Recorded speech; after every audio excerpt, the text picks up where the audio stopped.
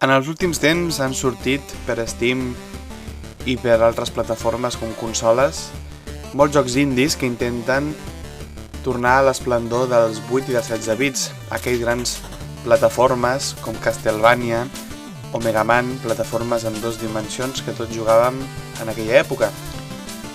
Un dels que ho ha aconseguit de manera millor, més fabulosament, ha estat el Shovel Knight, que és el joc del qual faig la review avui. Ja podeu veure les imatges que és un joc que intenta emular uns gràfics a l'estil dels 8 bits. Segurament l'estètica us recordarà bastant el Castlevania o el Mega Man, tant gràficament com amb so i amb jugabilitat, i jo crec que aquests són els dos jocs que podríem agafar de referència per explicar aquest Shovel Knight. Ja veieu que els gràfics són tipus 8 bits, amb personatges pixelats, i destaca per una gran varietat de dissenys de personatges i d'escenari.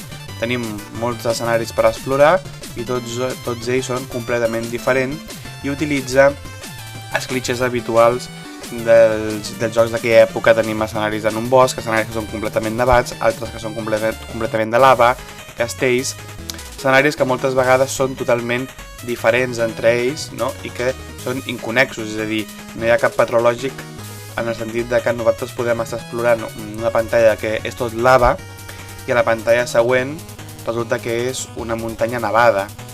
Per tant, hi ha molta varietat, però no busca tenir una lògica, diguéssim, en el món en el que es desenvolupa Shovel Knight. Pel que fa a l'apartat de so, és un dels apartats, diguéssim, en el que més brilla aquest joc. La banda sonora és genial, intenta recrear les bandes sonores dels jocs d'aquella època. La banda sonora, diguéssim, té unes reminiscències també a Castlevania i a Mega Man brutals, està superbé. A més, totes les músiques, totes les composicions que hi trobem són a un gran nivell. Per exemple, aquesta que està sonant ara mateix.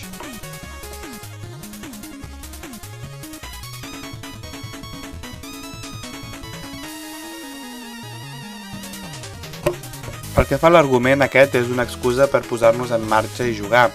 En aquest cas, nosaltres no rescatarem una princesa, sinó que rescatarem el company del Shovel Knight, que és un cavaller que lluita amb escut, que ha estat capturat i segrestat per una espècie de dimoni, que té a les seves ordres tota una mena de diferents cavallers, no?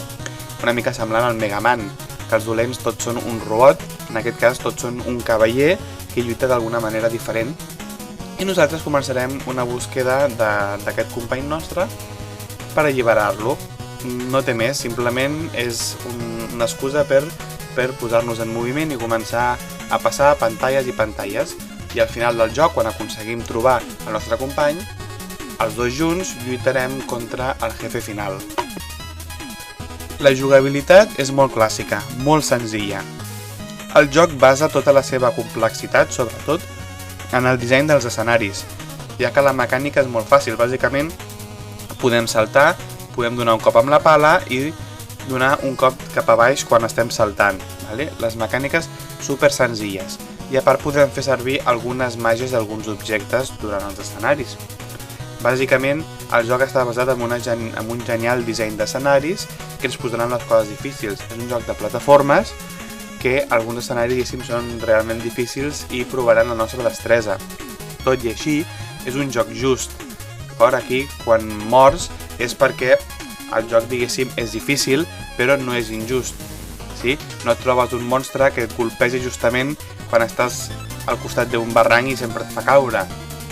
No, és un joc exigent, però que si dominem el nostre personatge i anem amb paciència i ens aprenem els escenaris, ens anem memoritzant com surten els monstres, el podem superar. La primera vegada que superem el joc no és tampoc excessivament difícil, però una vegada te'l passes te'l pots tornar a rejugar amb un mode de dificultat molt més elevat, que és pràcticament impossible. Jo la segona vegada només vaig arribar a la meitat del joc i encara gràcies. Per tant, és un joc ja exigent, però que no ens posa les coses excessivament difícils ni és injust. Els escenaris ens ofereixen una gran varietat de plataformes, de puzzles, de varietat d'enemics, i en cada escenari haurem de fer coses diferents.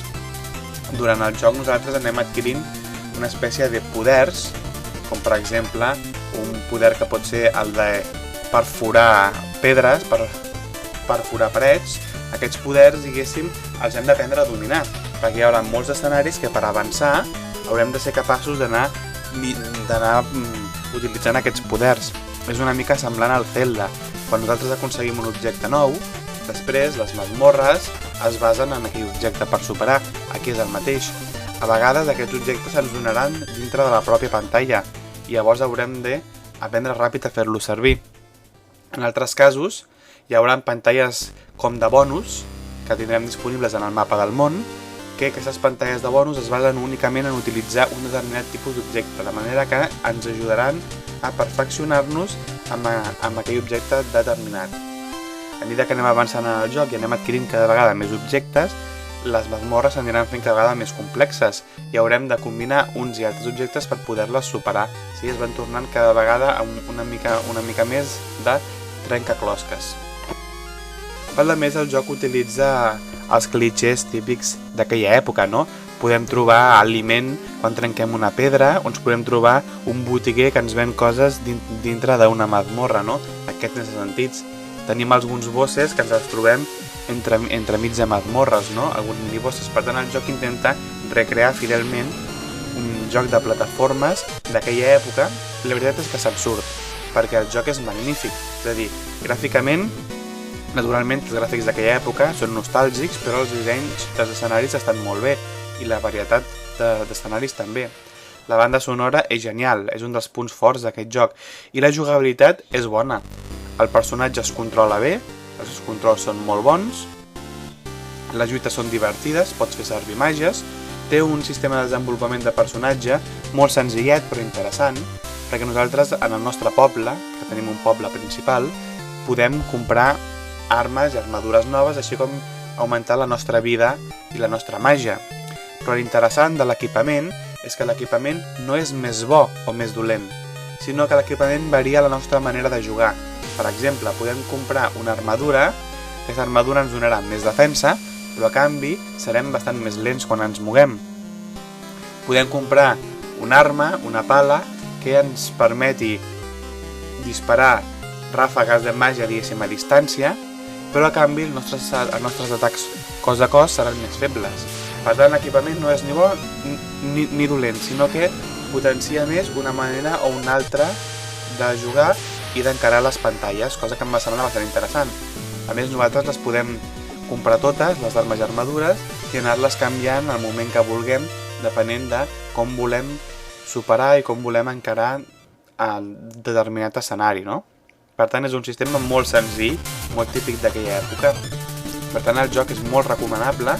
No és llarg, el joc deu durar unes 6-7 hores, si el jugues així tot seguit, però ha sortit fa poc un DLC gratuït, que està disponible per totes les versions, en totes les plataformes, que ens permet rejugar una altra vegada la història, amb els mateixos escenaris, però amb monstres diferents, i a més nosaltres portem un altre personatge que es diu Pest Knight, que és un dels bosses contra els que ens enfrontem durant el joc, sí? Que utilitza pocions i tira verí i coses així, i per tant podem rejugar el joc, diguéssim, d'una manera diferent, no? Amb un altre personatge i una altra manera de superar les pantalles, i un DLC gratuït, cosa que és d'agrair. El joc va sortir a la venda per 15 euros, és possible que en algunes plataformes estigui una mica rebaixat. És un joc molt recomanable, a l'estil de l'Unepic, que encara he de jugar, però a mi em va encantar. És a dir, li he donat bastantes hores, he intentat rejugar-me el joc amb nivell de dificultat alt però no ho he aconseguit, però sí que l'he tornat a jugar amb l'expansió, utilitzant el Pest Knight.